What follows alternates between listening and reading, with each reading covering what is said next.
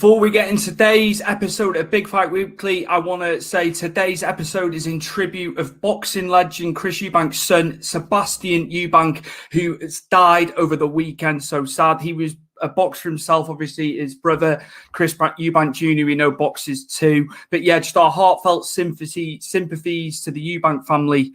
And just wanted to do this before we go into the live. R.I.P. Sebastian Eubank.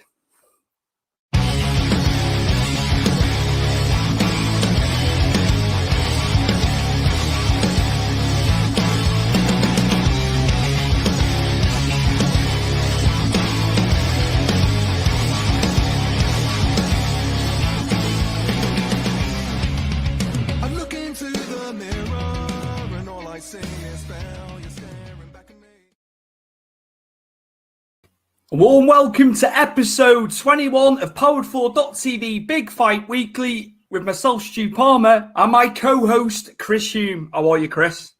Brilliant, mate. And we've got a guest all the way from Chicago. It is the host of The Art of Partying, Albert Barlow, joining us today. What is up, everybody? Finally making my Big Fight Weekly premiere. How is everyone doing this beautiful Monday morning? Not bad, mate. Not bad. We're all good. We're all good, man. We're all good. I think first bit of business is to talk about the huge main event from UFC 264. Poirier beats Conor McGregor, but there's a leg break in the process, stopping the fight coming up for a second round. Yeah, I think, guys, just where does Conor go from here is my first point. Chris? Mate, if I'm completely honest with you, I'll say, first and foremost is Conor McGregor rose so fast and Conor McGregor's fallen down this hill even quicker. Where does he go? He's got his Nate Diaz trilogy. He can do that if he wants. He could fight Russell Dos Anjos maybe when he comes back in 6 to 8 months. It'll probably be longer than 6 to 8 months. I'm probably saying about 12 months, would you say? To get himself back prim and proper and ready. It's hard now to see where he goes. Is he a title contender anymore?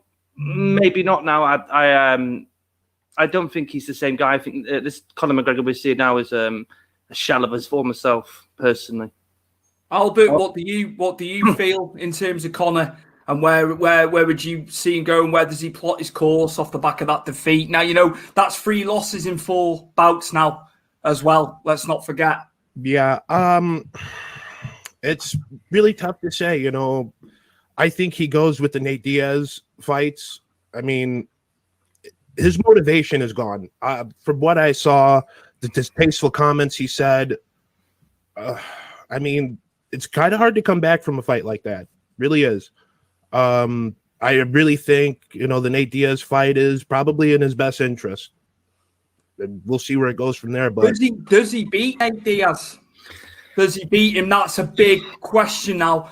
I think Nate's carried on with his career. He's always fought. He's been consistent. I think he struggles against Nate Diaz in the 3rd fight.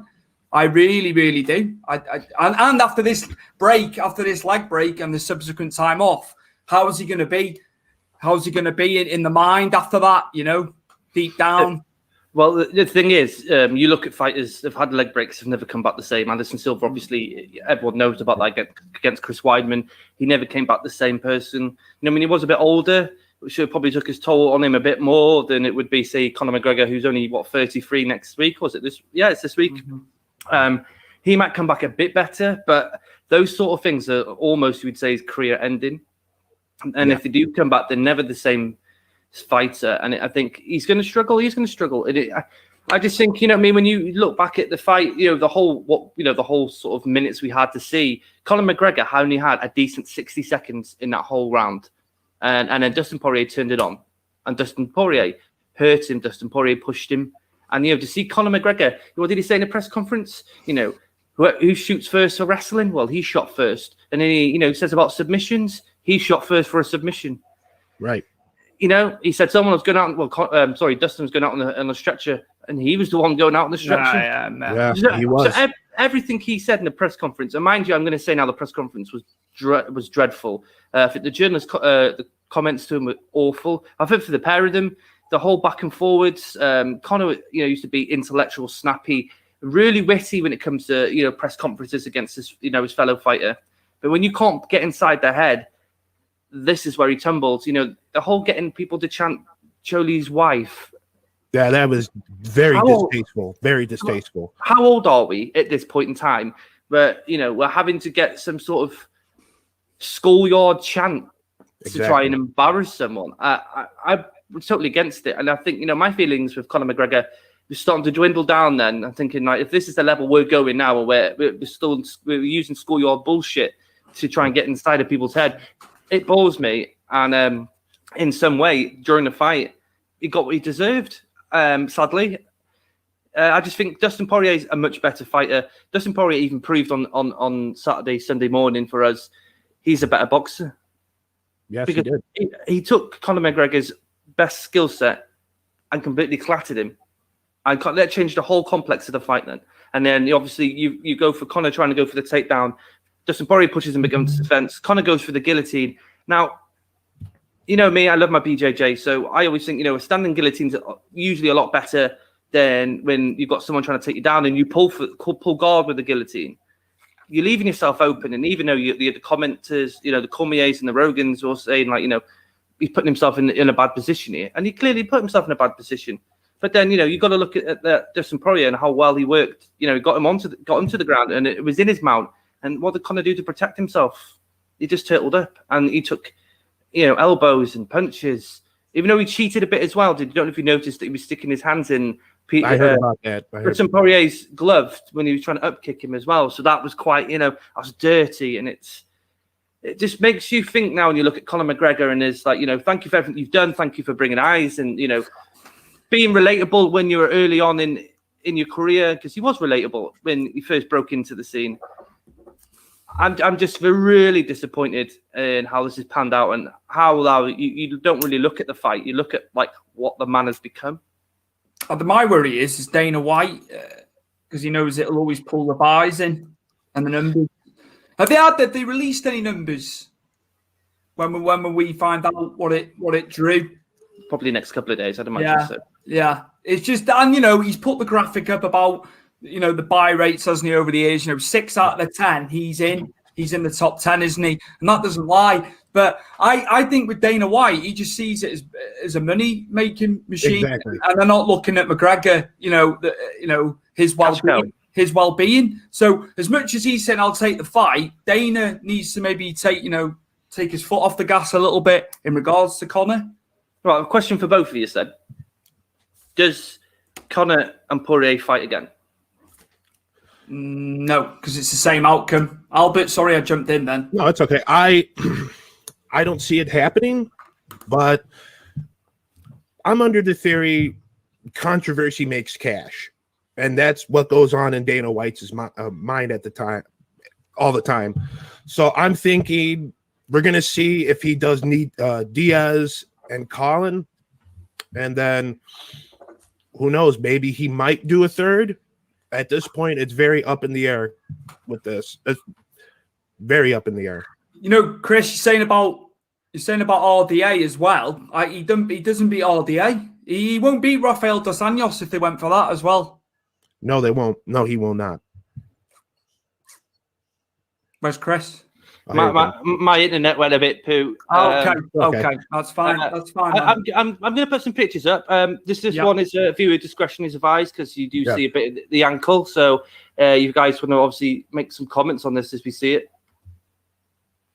Right there's the break. I'll just take the banner off here so you can see the ankle there. And he's wincing in pain, and he looks knackered as well. I know he's obviously wincing from the break. He was knackered, yeah. He was knackered as soon as he got up. Yeah, I totally agree. And when he was on the ground, he was getting swarmed. He wouldn't. He say hypothetically now the leg break doesn't happen, right? Mm-hmm. Yeah. There's no way in hell he was coming out of that second round because he would have stopped it, Poirier. He was knackered. He was shot on the ground as well, wasn't he? He was tired. He was a tired man on the ground there. Dustin just kept working him, and there was no way. Say the break hadn't have happened. There's no way that was going past the second round for me. He was done. He was spent force. I don't think so either. I 100% agree. And you know what the crazy thing is? People always say Conor McGregor first round is his best. Yeah, this is where he's more fluent and he's energetic and he can get you then. Like I said, 60 seconds. He come in, he did his spinning back kicks like he did in the very first fight they fought. And once Dustin Poirier broke through that and landed, Conor didn't want any of it. So it makes me feel like, is Conor now turning into a quitter before the fight's really finished? Because it seemed to me, as soon as Dustin Poirier started connecting, because he was breaking through Conor's stride, so he was interrupting Conor in mid-flow, and I don't think Conor liked that, and he backed him right up. So as soon as he started landing, you saw Conor duck and then try and initiate a clinch. That seems to me for a guy that is a bit worried here. It's really baffling to see a guy that was excellent for so many years. Well, not so many years, because really, what was it, 2013 to 2015? Those were the Conor McGregor era. That was his years. Because after 2015, he buggered off, fought Floyd. He didn't evolve. Where Dustin Poirier was in the gym, Dustin Poirier was fighting the best. Dustin Poirier was getting better. Conor McGregor was driving around in Rolls Royces, sitting in expensive yachts in the sun, somewhere in the Mediterranean, not really focused on himself. When if you look at the guy that beat Eddie Alvarez, he should have stayed around then and evolved, and in his prime, because that was his prime, and he walked away from that to live the lavish lifestyle. Yeah, I 100% agree with that. He took a payday over trying to be better. Poirier did what he had to do. Let's not discredit Poirier. And then it's going to be Charles. It's going to be Charles Oliveira next, isn't it, Chris? A completely different type of fight, that too. Does he beat Oliveira, Poirier? Yeah, he could, because Oliveira, as you saw against Michael Chandler, he did get clipped and he did get caught, and he did struggle with the pressure when Michael Chandler had the cardio, because in the second round he lost a lot of that cardio. As you know, right at the end of the first round, Michael Chandler was, trying to win the fight, and it, expelled a lot of that cardio trying to finish the fight in the first round. Dustin Poirier obviously hasn't got a bad cardio, so Dustin Poirier is not going to go in and full tilt and unload his whole of his cardio against Charles Oliveira. But Charles Oliveira can get clipped. The flip side to this is Charles Oliveira is really good with his kicks himself, and he's got the striking range, and I think he's got a longer reach than Dustin Poirier. And as you saw in the Chandler fight, when he started to connect against Chandler, he was coming from the outside. Do you know what I mean? Mm-hmm. And there was the counter, and obviously the ground game of Charles Oliveira, as everyone knows, is slick. So it's an interesting matchup when you really look at it. Both guys as well, don't they? They took losses in their career, and now they're on the upsurge, aren't they? So it's quite there's a good narrative there. They're both on the upsurge, obviously. Chris, I think we've got some clipped audio of Dustin Poirier in the press conference. I think if we just play that, John's put this together for us today. We've put some clips of what Dustin would say in post-fight in the press conference. I'll whack it on now, mate. How satisfied are you as you sit there right now with the performance tonight?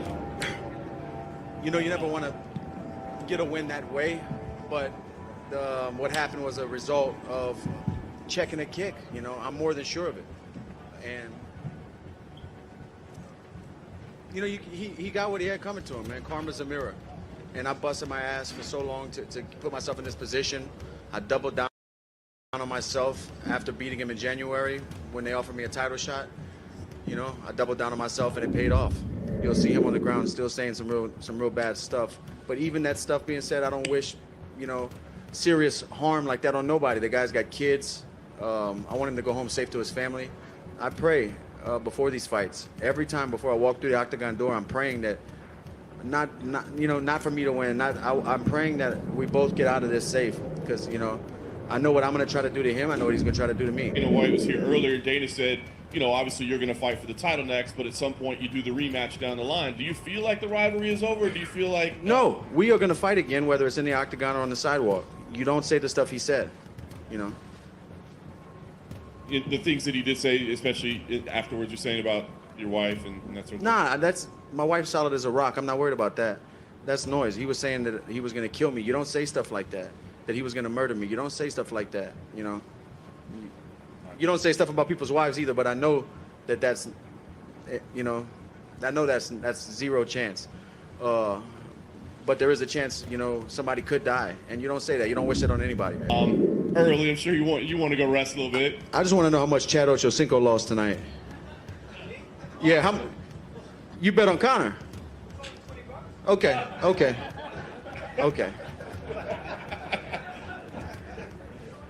figured he'd put more down than that as well.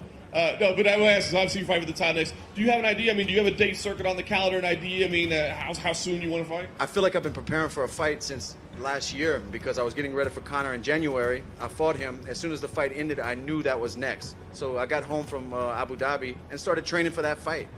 I did a 9-week camp, but as soon as I got home from Abu Dhabi, I was, I had one trip. I got to decompress a little bit, but I was getting ready to fight him again. The last thing I want to do right now is go home and sign a contract and start getting ready right away. We'll see. I just need to get home and think about some things and decompress and spend some time with my family. Perfectly put there. I'd say what I'd take away from that, there's some key bits there what you're saying. He's doubled down on himself in those 6 months from the second fight, number one. What's Conor McGregor been doing, as you say, Chris? There's other stuff going on. I know he's obviously set up the charity where they've been building houses in Uganda. Poirier, he's got that going on. But it's just fully focused on training for that third fight. That's what took away from that. What I took away... Oh, go ahead, Chris. No, fire away, mate. What I took away from that clip you guys sent, how composed he was after all the slanderous things Conor said. And he touched on it. You want to make my wife is as solid as a rock. I've been through that, so I feel where he's coming from. But like he said, you don't make death threats. That was totally uncalled for. And like I said, what I took away from that is how composed he was. How he was. It is what it is, but you don't do that. And another thing I took away from that is apparently he wants a fourth fight with Conor. He said it's either going to happen in the octagon or it's going to happen on the street because this got personal. Extremely personal. 100%. And he could have had Oliveira sooner, but he went for this. Obviously, you got to look at it from a financial standpoint. Yeah. It's got. He talks a lot of sense. The guy, I think, and to see where he was in 2014 to where he is now. I know we've said about it many times, Chris. He's fantastic. He's rightfully, he's where he is in that rankings, isn't he? I'm just going to quickly segue to a comment because Rachel Cornell's giving us a super chat for $1.99. Great show. You work so hard. Thank you very much. Thank you, Rachel Cornell. Thank you very much. One of our regulars, a Powered 4 TV Ultra, as I like to call our guys, our staunch people, week in, week out. Yeah, we appreciate that. Me and Chris. 100%. Thank you very much. John and Rich and the guys, and Albie appreciates it too. Thank you so much. Chris? Well, let's say on closing now of the story of Conor versus Dustin. We're talking about what we just said in the press conference. I think the whole way through every conferences that Dustin had with Conor is he's mentally strong compared to he was in the very first time they fought. And exactly. You saw enough clips of him getting frustrated with Conor in the first fight. The second one, I think he was a bit underwhelming to see why Conor was being so nice. And obviously he had that worrying that I've lost this guy before. This time round, there was nothing. It was clear as day, and there was nothing he could get to him. And he threw. The fact that he's having to throw wives out and death threats, and it didn't get to him. Okay, the death threats it did. As he's saying and alluded to in the press conference. But that's just the man now. Looking at Conor McGregor, that's what he's resorted to because he can't get to Dustin Poirier. There's only two feasible routes now, right? Because I think he'll lose to Diaz and I think he'd lose to Dos Anjos. I really do. There's one or two things. One thing I don't want to happen is him and Jake Paul. Chris, you've said about it time and time again. That'll be the other route because the amount of money it'll garner. Or big time money. Option number two, Vince McMahon puts the call in and he ends up in WWE because he has got the mouth. I know he can't be swearing like he does and making, the sexual jokes that, he makes in the UFC. And he doesn't need to do it for the money, but I could see him. He likes the exposure. He likes being on camera. I could see him in the WWE. I know it's been touted for many years now. So it's very possible. Listen, nothing's off the table when it comes to Conor McGregor. Literally nothing. The guy could go into movies if he wanted to. And don't forget, he could have been in movies after the Eddie Alvarez fight. He was offered Fast and Furious, Game of Thrones. He was offered roles. small roles, but a role's a role at the end of the day. And he turned that down. And this is the thing: he turned that down to focus on fighting. I think you give him that option now, and I think he might think, actually, we're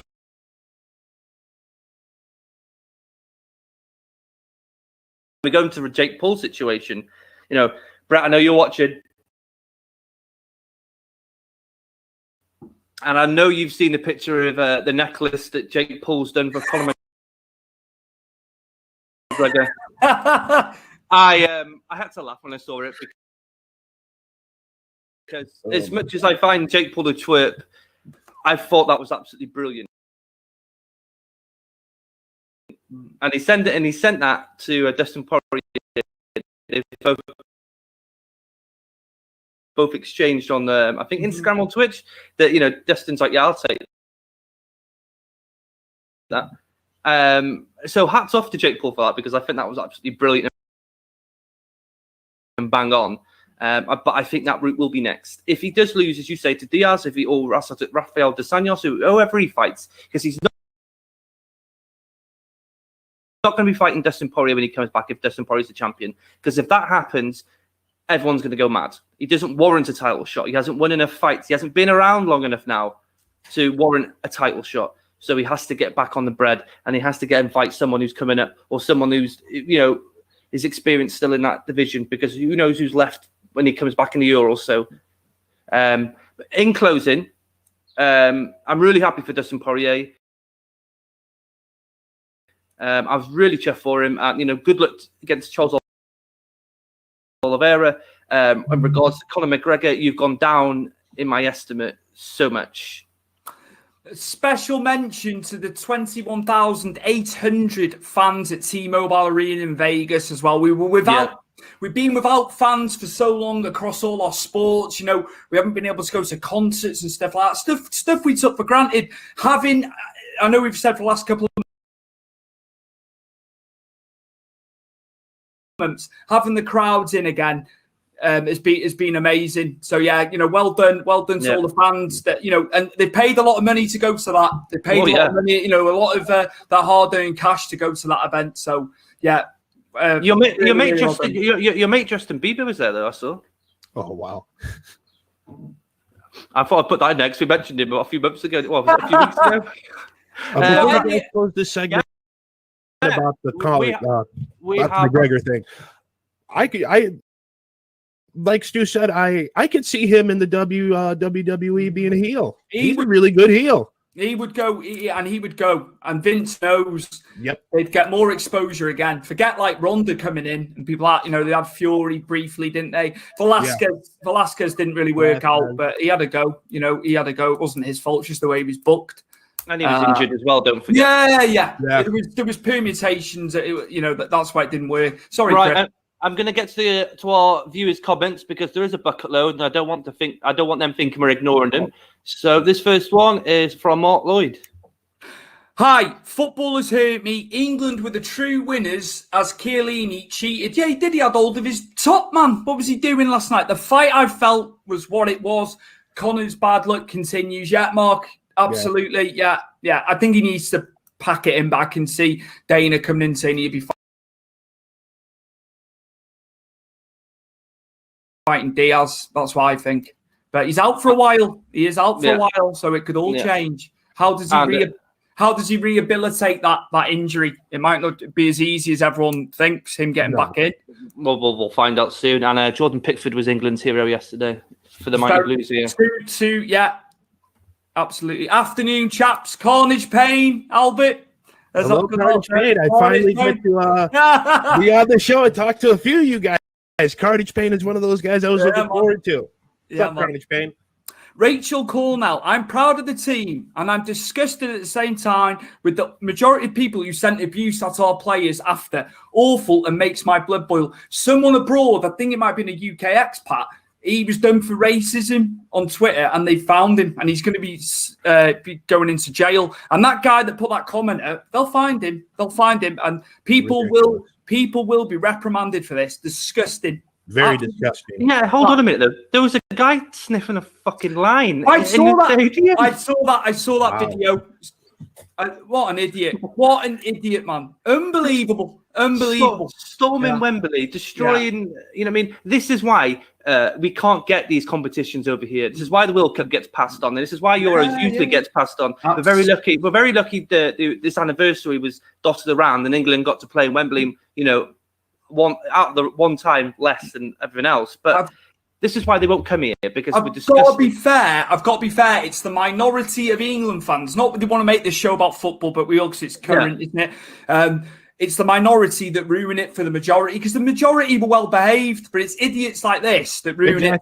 They ruin it for everybody else. I'll give you the guys' example before we move on. I went to Mexico in 2006, and I think the FIFA Cup was going on. Respectable fans cheered for who they wanted, no problems. But from what I'm hearing, it's some people take it overboard. It happened here in the United States with football, you know, with rival football teams. People need to serve jail time across the world. It needs outlawing now. They need to get it sorted. And they are finding people. This is what people think, I'm hiding behind a pseudonym, a different name. They'll be caught. They will be caught. There's no question. Rachel Cornell, hi, Big Fight Weekly. Don't normally watch footy, but it was on, so I did. Saw clips of McGregor's injury. Ooh, ouch. Yeah, it brought everyone together, especially in England. My mum's English. Chris's mum's English. So, you know, we've got that. Our granddad was English too. So, yeah, I wanted England to win, you know, absolutely. But they've got a good chance at the World Cup. They've got a young squad. They've got young players. So, yeah. Sorry, Chris. No, it's fine. Rich Cornell, RIP Sebastian Eubank, absolutely. Such sad news, just on holiday in Dubai and something so tragic's happened. But, yeah, this is in memory today of Sebastian Eubank. Mark Lloyd, hi, Chris and Stu, and Albert. Hello, Mark Lloyd. Tyler T, which is Isaac, a good friend of mine. Yes, lads, he'll be watching on YouTube. A big combat sports and boxing fan as well is our friend Isaac. We love Isaac. Hello, Isaac. And obviously, I have to get this guy in because he's in this show every week. Brett Thomas. Now we might not agree on stuff, but I tell you what, you're here every week, and I think the world of you, mate. I really do. Easy answer, Jake Paul. Yeah, absolutely. Both will make a bucket load of money. And in wrestling terms, McGregor will job to Jake and let the Jake continue his destiny to be a boxing champion. He might take another dive. His other leg might get broken. And he might I'm not sure about that, Brett, mate. Also, can I just go back to that leg break? I know we've encompassed it quite a bit. Yeah. Should that have been a no contest? Well, if you watch my watch along, I did a watch along with Rom, probably towards the end of prelims to the main card, and I was. This is before my head cleared, and I sat down the next day and really sort of analysed everything. But I thought it should have been maybe a no contest. I don't agree with the judges doing it a 10-8 because I've seen worse fights where it's been really one-sided and it's been 10-9. So I didn't agree with that. I did think maybe no contest, but Dustin Poirier was in control of the whole fight. Dustin Poirier was winning that fight. Dustin Poirier was going to win the fight, so it makes sense in hindsight that he, got the W. Mm-hmm. I know there's been a bit of contention with that. Rachel Cornell again. Hi, Albert. Where can we find you? There you go, Albert. You can find me on Twitter at The Art of Partying, Instagram The Art of Partying, and our Facebook The Art of Partying. And UK Chris is my co-host on that show, and we'll be on next Saturday, so be looking out for that. Chris, I hope you are better. He's better. He's been drinking again. He's been drinking. you know he's better now. But yeah, sorry, Chris. Just no. Thanks, Rachel. Thanks for asking if I'm okay. Yeah, I'm better now. I'm back to. I can smell. I can eat. I can drink and actually taste it and enjoy myself now. But thank you. And sorry, Rachel. And YouTube, you can follow us. There you go. The Art of Partying. Absolutely, I recommend it. And Stu enjoyed so many of the podcasts the last few days. I've got a big interview tonight with Impact Wrestling's Knockouts champion, Deonna Purrazzo, and that'll be out next as well. And I'm sitting on a few others as well that are in the can. They are ready. But yeah, Deonna Purrazzo will be out in the next couple of days. I've got the interview right after this. Hold on. I've got a few more. Honest Beyond Reasonable. Another regular guest. I can't believe that Stu only had the jacket potato in the microwave last week. That was the side. That was to go with my meat. I was expecting so much more with all the hype. Hey, she started it off in the microwave and she made it into wedges. So like chips. Fries, like fries. If we're going to get into the American terms, well, they weren't cut like fries; they were like wedges. But yeah, that's what we had. Do you think Joe Rogan is relevant in 2021? Hear me out. Rogan has become way more than just a UFC play-by-play guy. Signed a $1 billion deal with Spotify. I just wonder if he is as good. I like him doing the weigh-ins and stuff like that. There's no better man to ramp it up when they're going for the weigh-ins as well. It's all the stuff. He's synonymous with UFC. They have to keep him on regardless of the podcast. What do you guys think? Albert, do you want to go? Okay. I grew up watching the 2000s UFC, and I'm familiar with Joe Rogan. To tell you the truth, I really didn't care for him on commentator. I preferred Mike Goldberger because he really took it over the top, but I will never discount Joe Rogan as a playman. So, I mean, has it evolved? I mean, yeah. I mean, who could you go wrong with? I mean, he's been there for the long haul. So, I mean, he is synonymous with UFC. Yep, completely. And do you not know when he first started in UFC, he was working there for free? Yeah. Wasn't he doing the interview in UFC 1? UFC 1, UFC 2, and then he got called in and then by the Fertitta brothers and Dana when they bought the company out, and then obviously gave him the job, permanently. Him and Mike Goldberg, Mike Goldberg made a load of mistakes, but it was brilliant. Yeah. Mike Goldberg, I loved it. He's brilliant. You see, he's with Bellator, and but John Anik's done a good job. John Anik too. Yeah, absolutely. And Brendan, who's the other guy, Chris? What's his surname? The guy that does some of the fight nights and stuff. The ESPN guy? Brendan, the other play-by-play when John Anik doesn't do it. Oh, I'm not sure what his name is. I like him as well. They've got some good guys. Sorry. Richard Crowhurst, one of the boss men at Powered4.tv. Hey, chaps, watching from work today. Thank you, Rich. Thank you for everything. Appreciate it, Rich. You and John, we appreciate everything you've done for us, man. Unbelievable. Incredible guys. I'll do one more comment. We'll carry on with the show and we'll get back to you. I'll do one more. Chili Willie, former ECW original. All right, Willie. From the Philippines there. Absolutely. My man Chili. I would love to be on the show when he's on and talk to him about old school. We'll get Willie back on. Yeah, listen, Chili will come back on. He's a good guy.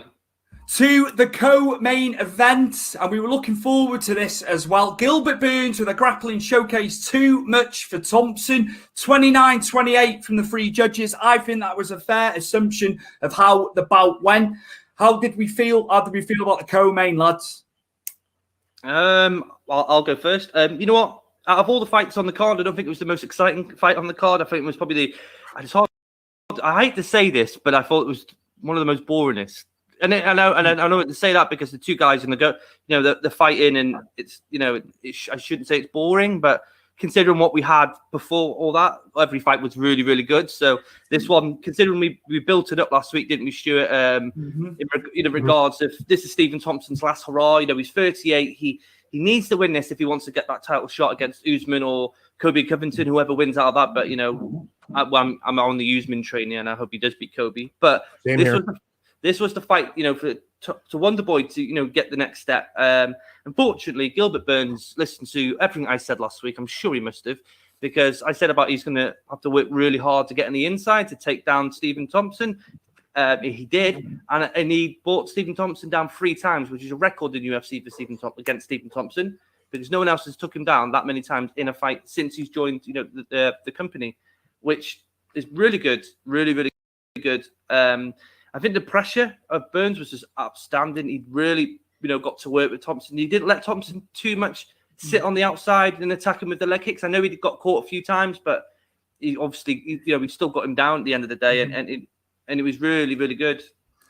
He landed some shots as well. on the feet on him, didn't he? I noticed. Yeah. But the crowd, Chris, the crowd were booing at points. You're saying it could have been a bit more. It was almost like they were being cautious, weren't they, to an extent? Would you put it down to him being cautious? Overly cautious? Yeah, maybe, yeah, but don't forget, Gilbert Burns is a banger, yes, he's got power, but he's primarily a flipping jiu-jitsu guy, and you're against a guy that has got really good takedown defense, and Stephen Thompson has. You know what I mean? Woodley, he was a powerhouse at wrestling, struggled at times to get him down. He did, but he struggled with it. Where Burns did it really at will. There was a few scrambles from Thompson at the beginning of the fight. He did really well, but I always think every time, the scrambles happened and Thompson got up, Burns was coming in with the hooks, and they were, blasting through against Thompson.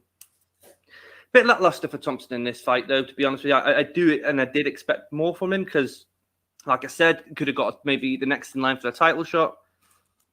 But unfortunately, I think for a man who's 38, I think that the whole step of getting that title fight now is away from him now. Personally, Albert, I think so myself. I was really impressed by this gentleman's ground game. It was some impressive stuff. I think just the problem we've got here, we've got like the Khabib factor with Usman, haven't we? Whereby you've got an elite guy, and then the guys below are world class in their own right. And if Usman wasn't around, the title could be like a bit like hot potato. But I think you're in a Khabib scenario. Like you've spoken about it various times, Chris. Who the hell is going to beat Usman? Because he's become incredible on the feet as he is, amazing on the ground. Who comes along to defeat the throne Usman, Chris? I'm struggling. I think he's going to have it for a long, long time. I totally agree with you. I really, really do. I think, Kobe Covington probably is the only guy I can see because of their first fight, and Kobe Covington and Usman was really close. I know he knocked him out and broke his jaw in the end, but it was a very tight fight that, it was closer than what people, have really said about the fight. Kobe could do, it could spring an upset, but you'd have to catch Usman on a really, really bad day. And Usman's now learning, how to punch, using his power like he did against Masvidal, against Gilbert Burns. He's a scary, scary dude when you can mix wrestling and have that sort of knockout power, but not forgetting about his wrestling, utilizing both, to put off your opponent, not knowing what's coming. Exactly. I will say this. When you were talking about Usman's knockout power, when I saw the highlights of the Masvidal fight, I was not expecting him to knock him out, and I was impressed. And I'm thinking in the back of my mind, Covington, going to be a long night for you if he knocks your ass out. But as you said, Chris, Colby did have some success. Yes, he did. In that first bout, he's probably got as close as anybody's going to get. Does he have a puncher's chance? I don't think he's knocking Usman out, though, personally. No. I know Burns briefly dropped him with, I think it was more of a flash, wasn't it? It wasn't anything big. It was a flash of a knockdown. But no, I don't think he's got a puncher's chance. I think it's just the work rate and the pressure that Kobe Covington can put on you. And you see it throughout his fights. He's really good at backing up against the cage and dirty boxing, using his wrestling when he needs to, but he's pressure. And a lot of fighters, they struggle with that. And the cardio aspect of, Kobe Covington, putting you up against the fence and making you work, for 3 to 5 rounds. It's a whole different ball game. But Usman's just, again, on the next level. And, as we said last week, it would have been brilliant to see Khabib move up to 170 and face Usman. That would have been a banger. Absolutely. Chris, are we getting on to this weekend's UFC Fight Night next? Yes, we are. It's Islam Makhachev versus Thiago Moises and the return of Misha Tate. So, yes, UFC Fight Night this weekend, Chris. I've not heard of Thiago Moises. I know very little. Obviously, you've spoken about Makhachev. I've seen quite a great deal of Makhachev. I see that, not knowing with Thiago, I see Makhachev getting the W in that one. Well, Thiago and Makhachev, to say this very quickly, they're both on a 3-fight winning streak.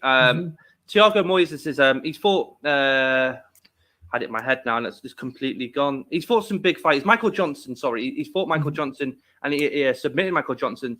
He's fought some big time players. Bobby Green, he's fought Bobby Green and beaten him recently as well. Wow. So he's not to be slept on, then, is he? No, He's very mixed, Thiago Moyes, with knockout wins, submissions, as well as decisions, but he's got quite an array of finishes, so he's not just your average sort of Brazilian. He's very good, and it's a good test for Islam Makhachev, and he's sitting 9th in the rankings at the moment.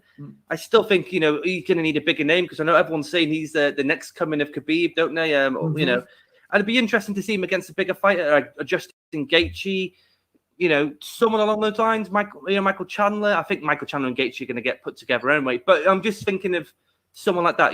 Please don't ever give him Conor McGregor. I don't want to see it. Oh my days! I don't want to see it. But yeah, I'd probably go with Makhachev as well, because Makhachev is just a beast, and he's just going to take him down on the floor, and he's going to beat him up like he's done, like Khabib's done, and like he does. Yeah, it's going to be a long night for Thiago. But Thiago's a really good fighter, so I wouldn't sleep on him. How do you feel about it? Sorry, Albert. Yeah. I'm not too familiar of this gentleman that Chris has brought up, but you know what? I believe this is going to be a good fight. I really do. Yeah. And the return of Miesha Tate, Chris. Yeah. Well, I've looking back. She hasn't fought since she fought Raquel. I can't even say her name now. Pennington was go to a second name. Raquel Pennington. Yeah. I couldn't get a name out of my mouth then. That was in November. That was November the 12th, 2016. So she's had quite a lengthy layoff. I know she's had a kid since. And she showed up in all sorts of different MMA shows. She's a former Strikeforce and UFC bantamweight champion. Everyone knows her for a rivalry with Ronda Rousey. Because that trilogy. Everyone knows about that. Ranu's on a 3-fight losing streak. And this makes me wonder, is this a tune-up fight from Miesha Tate? Have they given her this sort of fight, to get, to dip her feet back in the waters? Because it's been so long. I think for Renee, I think this is probably, she's do or die for her. She's got to win, because I don't think she's going to she'll be in the UFC if she's to lose her 4th fight on the row. So I think we'll all probably unanimously go with a Miesha Tate here, won't we? Yeah. That'll be interesting. It'll be a good card over the weekend. UFC Fight Night, plenty of UFC action. Chris, yeah. Listen, this is all building up. We've got Dillashaw and Sanhagen next weekend. You know what I mean? We had that delayed, didn't we? A few months ago, we would have seen that by now. So it'd be great to see them in.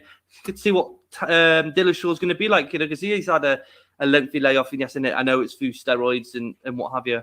But yeah, do you want to? Should we quick go to break and then crack on? I think because we're gonna go to the boxing. So yeah, perfect, man. This is Liam McGarry, and welcome to the Big Fight Weekly. Well, welcome to Powered4.tv Big Fight Weekly, episode 19, and have we got a special guest for you? My first ever MMA fight I ever watched was the first ever Tito and Liddell fight, and then I fell in love then, and I was sold for life. I think I watched the same one.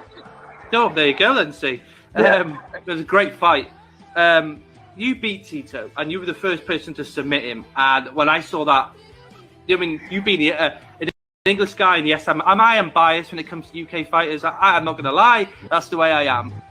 But when you beat him, and you beat him by submission, mate, I could have punched a hole in the wall with loved it. Yeah. No, I was buzzing with that one, and I kind of knew. I knew what he was going to try and do. Stopped. I was delivering TVs for this company, Fortuna, and it was crap, you know what I mean? But at least I wasn't so tired, so I could finish work quickly and then go to the gym, train for about 5-6 hours, and then go home. You don't you've got plenty of other fighters to look after. I'll go find someone who's my own size. No, wait, give me 5 minutes, right? He comes back out of the office. He's like, I've got you a contract with Bellator. I was like, so that is all I had to do, just basically threat to leave the gym, and you get me a contract. So right, sound. Did the UK press not contact you when you won? Did you not get any of that at all? He hit me in the side of the face. Well, it's this side. So he hit me in the side of the face of the jaw, right? So I kind of just turned my head and put my face on the side of the mat, right? He reached round, and as he reached round, he grabbed my face, and that was the one where I was like, it felt like electric shock shot up to my brain. And all the way down my body, I was like, nah, get off me, please. I was like, enough. He's like, what? I said, dude, you broke my jaw. He's like, I fucking knew you weren't going to tap from that. People are like, you tap from a punch. I was like, mate, you get the fuck in here and break your jaw and then continue fighting and tell me when you're going to tap. We're all as fans, we're all full of it, aren't we? But until you get in there, listening to what you've been through, like different. Everyone's an expert. Right, keep going. When you've got that little voice in your head that says, "Oh no, you can't stop," keep going. Push past it. Break past it. Don't listen to that. Don't listen to anybody else. Just keep pushing on. You're never going to make your. Watch me. From a few weeks ago, our special guest, former Bellator light heavyweight champion, the first UK fighter to get world honours, as Chris said. Chris, you played a blinder getting Liam McGeary on, and he's opened his gym, hasn't he, as well, in Hawaii. Living out in Hawaii, formerly of the UK. Great guy. Unfortunately, obviously, yesterday we got the news, and I sent you the message over Facebook, and him being released by Bellator. Quite sad because, he's still a good fighter. I know he's lost a few towards, his tail end now, and he's had a few injuries, but he's still a damn good fighter. Hopefully, maybe Cage Warriors or someone in Hawaii can give him another fight just to finish that itch he's got, because, he's been out for so long, so it'd be nice to see him get back in. It would be nice. Absolutely, yeah. We enjoyed Liam, man. It was good. It's good getting him on. A new member of the viewers, so I'm going to bring him up. All right, 5th gen, Carney Joseph Wivett. First time watching the show. It's highly enjoyable. Carney power in his graphic there as well. No, we appreciate that, man. First time view it. Yeah, nice. Welcome. Yeah, and welcome, as Albert says. Absolutely. Welcome. Matt Jarrett. Yeah. How you doing, Matt? Absolutely. Hello, Matt. Hello. Yeah. Hello, wrestling promoter, wrestler. Yeah, Matt's done a lot in wrestling in the UK. Great guy. And the news, after we built it up quite nicely last week, leading into it, there was a couple of weeks ago, and then a few days after last week's live show, we get the news that there's COVID in the Fury camp. The fight is postponed. It's now been targeted for October the 9th. Like you said, Chris, couldn't have got it sooner, maybe tried another venue. They maybe could have got it done for next month, but no, we have to wait. The saga continues. Joshua's got to get through his fight with Usyk. That's the one we want, though, Fury versus Joshua, but we're just going to have to wait a bit longer. We're going to have to wait a bit longer, aren't we? Unfortunately, the way it is, I had COVID, didn't I? And it does take, a couple of weeks to get yourself over it, especially, I suppose, if you're an athlete. It might take a bit more because, you are working on your body, trying to get fit and prepare yourself. So, obviously, I don't know if it was Fury actually had COVID or was it just people in his camp. I'm not sure if they've actually come out with anything, really, have they? But yeah, it's a shame. We spoke about it. Maybe, why couldn't they got it in the end at the end of August? Why couldn't they have got it somewhere between Joshua and Usyk? That would have been brilliant. Imagine that back to back. It's just a shame we have to wait till October the 9th. And this prolongs, obviously, as you just said then, Fury and Joshua. But fingers crossed, some point next year we're going to get that fight. If we can have an actual chat about it without it, stopping, we having to go back and forward with it. It's the curse of this show sometimes. It's like when we've had the eye pokes in the fights after we've dissected a fight in the UFC. Sometimes it just doesn't go to plan. You cover these things and then we get scuppered by something out of nowhere. But yeah, we look forward to that. Or leg breaks, mate, because we've had 2. But I'm still remiss with Wilder that they've changed his style. I can't see it. There's only one man. There's only one man winning that fight. Tyson Fury. And he's going up to 300 pounds. He was 270 in the last fight, so he's got more power again. Sorry, Chris. No. I'd like to know if Albert's got anything to contribute to that. Sorry, Al. Hearing you guys talk about it, you guys are turning me around and being a Tyson Fury fan, so I might have to watch this. You've got to be Fury. I know Wilder's from the US, but yeah, you've got to be Fury, man. Oh yeah, all the way, mate. All the way. Wilder's a one-trick pony, as Chris said. He is a one-trick pony. He's got a power hand, and that's it. Fury is an actual boxer. But you'll see when they fight, and it'll be shown that Fury's a better fighter because he's the better fighter in both fights. I believe that. And from this past Saturday, from the world-famous Royal Albert Hall in London, Lyndon Arthur stops David Ferracci to set up a potential rematch with Anthony Yard. The problem was Anthony Yard was on the same bill, but his opponent, Amin, was injured, basically. So at the final hour, the match has been postponed till next month. But off the back of that, Lyndon Arthur is now ready for Anthony Yard. And as you said, Chris, he used that jab to aplomb and used the jab well, as he did in the first fight with Anthony Yard last December. Yeah, he did. He stayed on the outside, and he used his jab. His straight jab was brilliant. He kept. I couldn't pronounce the guy's name. The Italian dude. He fought David Ferracci. Oh, there you go. Sounds Italian. Hey, Ferracci. Sorry, but yeah, he was really good with the outside strikes, and he did keep him outside. But the only issue I have with Arthur in this fight is the lapse in concentration that let Ferracci into the fight. And he did let him in a few times, and it was a lack of concentration, as I just said. But all paid off in the end because Lyndon Arthur went and let his hands go in the 9th round and let loose with two knockdowns, and obviously the second knockdown was what won him the fight.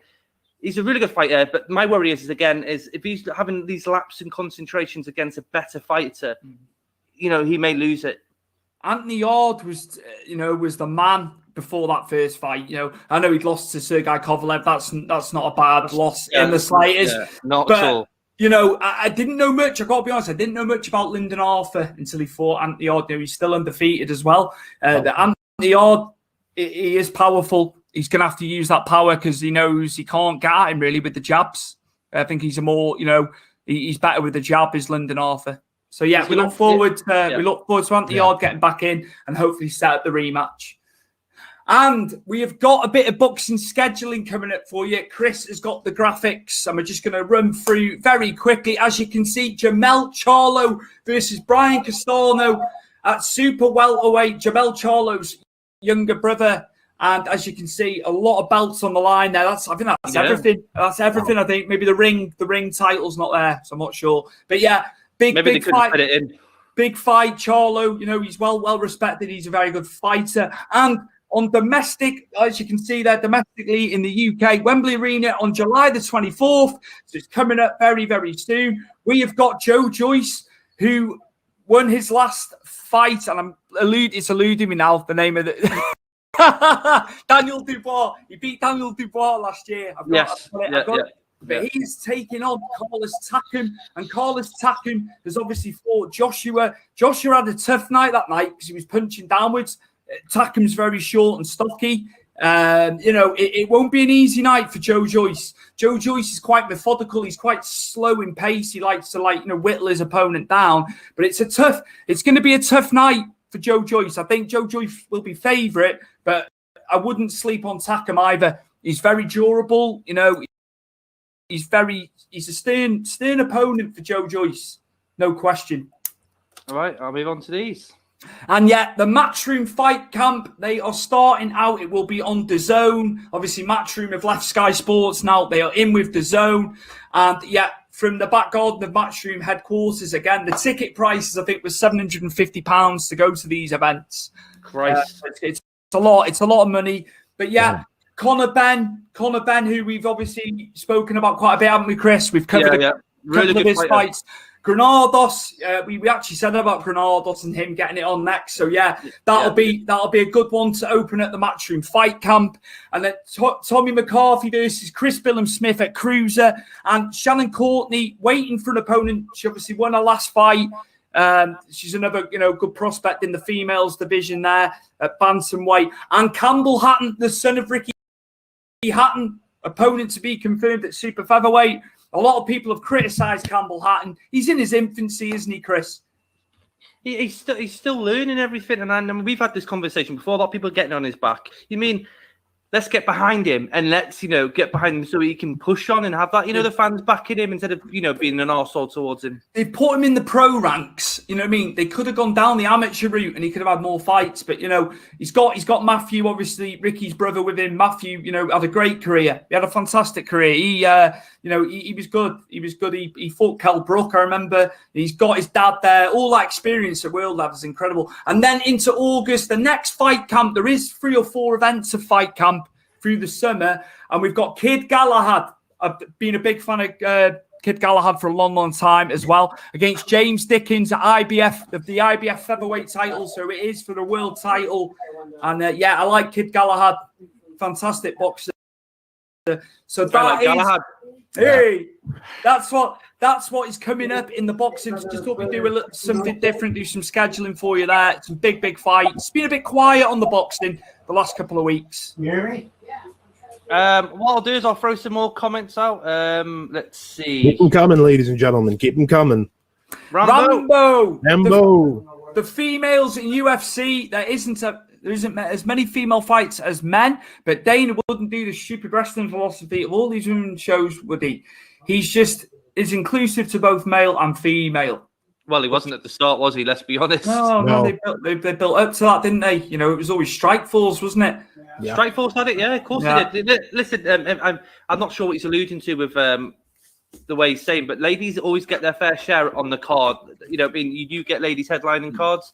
You know, Amanda Nunes, Ronda Rousey, Holly Holm, Miesha Tate, they have all, you know, headlined in the card. So Dana White's never had an issue. Obviously, he did it a few years ago before, obviously, women break in. But me and you spoke about this. Besides both boxing and MMA fights, the ladies have kicked ass. They go out there. I've said it as well. They go out there and they put it all on the line. When some guys, the blokes, are a bit too insular and they don't go for it like the ladies. They're there to, I tell you. And we've had, I should say, we've had some great fights, and they're entertaining. And you know, it's across all sports. You know, women's sport worldwide is so much bigger now, and it should be. So it should be. It should be showcased. It shouldn't be secondary. You know. Just to be just the same as the men. You know, you get a lot of ex-footballers, women, doing analysis now, and that's great. You know, I'm all for it. You know, I'm all for it. They should be women's sports should be highlighted. Exactly. Yeah, definitely. Brett Thomas, I watched Anaconda last week. There you go, Chris. He said he was going to watch Anaconda. Hasn't aged well with effects. I'm going to watch Steven Seagal's Nico when this finishes. Like, I'm not a film buff. Albert and Chris like the films. I'll watch some films. I'll watch a bit. I'll watch a bit of Marvel.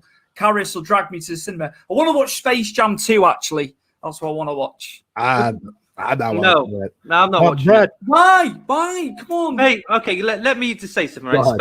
Space Jam was something when we were kids. Unfortunately, we had R. Kelly on there, who's a paedophile, but unfortunately, we didn't know that. We didn't know that. I'm going to be honest here. I'm from Chicago, so I know already.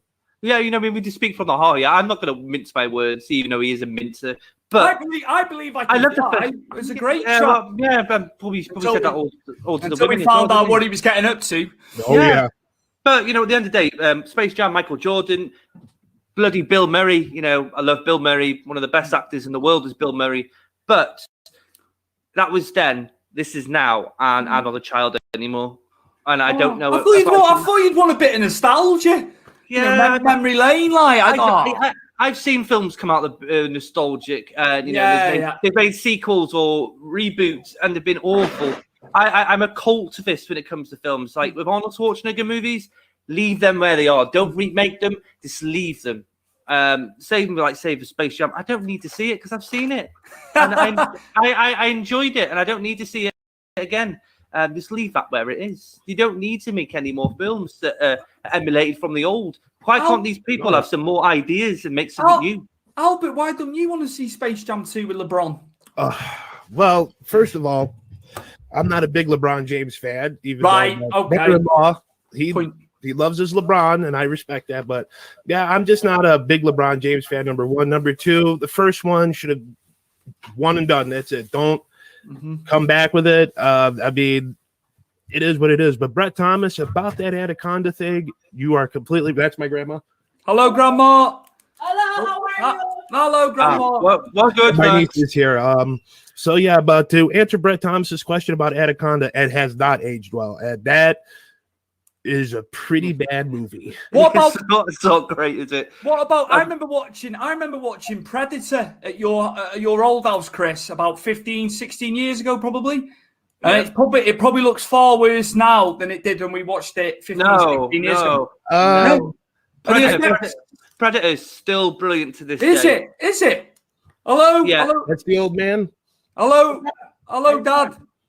Hello, Dad.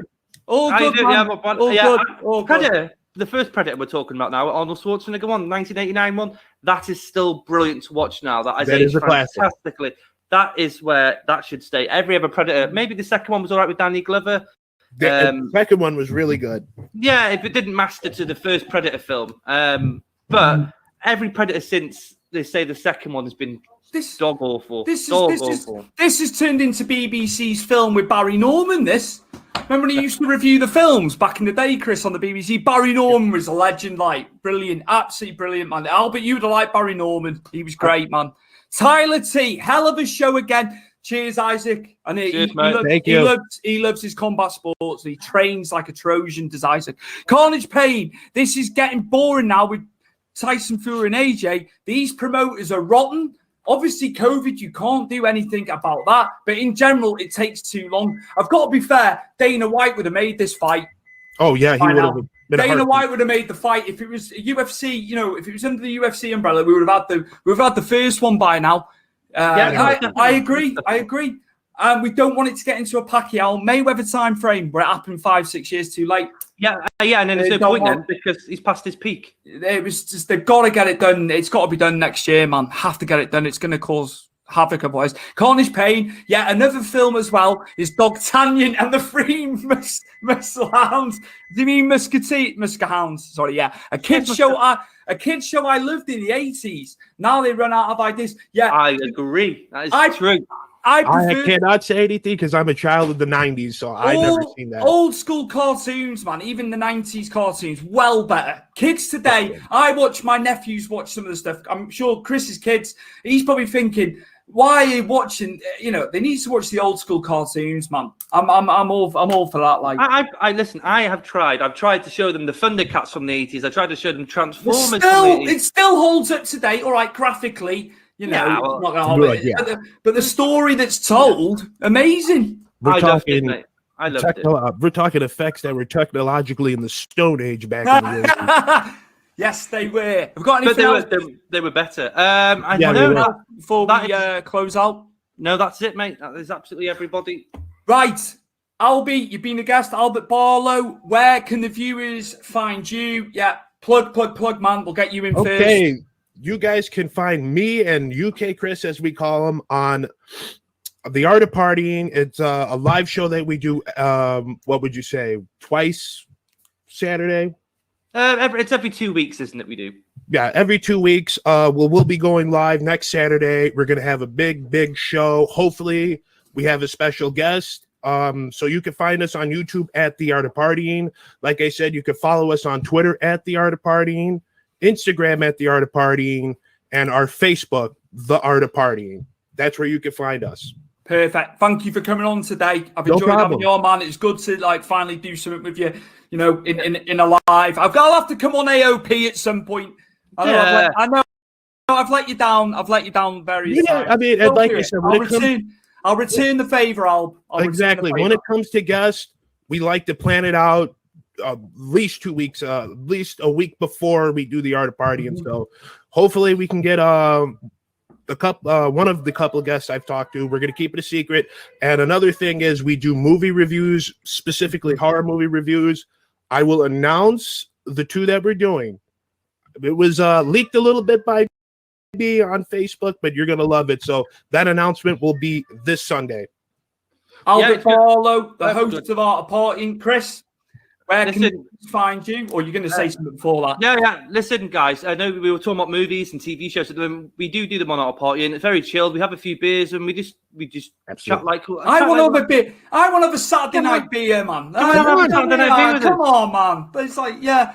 But we talk a loads of range of different things. You know, there is wrestling on there. We do talk about mixed martial arts, but they're very small because obviously I do it here and I don't really want to do too much on that show. But you still can. You still can. No, I know that, but we cover so much. But we like talking about movies, games as well. We talk about games. Yep. We talk about all sorts of different ways what's going on. You encompass a lot of topics, which is not easy to do, might I add. Yeah, you do it well. You do it well, lads. You do it well. You really do. And one last thing, we talk about the upcoming Halloween festivals that go on in Orlando. Right now, we're talking about the biggest one, which is Halloween Horror Nights. So let's see, maybe next week we'll get more news on that, but be looking out for that. Oh, and I have another show called Mornings with Bert, which will up-to-date you every Friday on what's going to happen on The Art of Partying. Lovely way to preview The Art of Partying on the Friday. There you go. Mornings with Bert.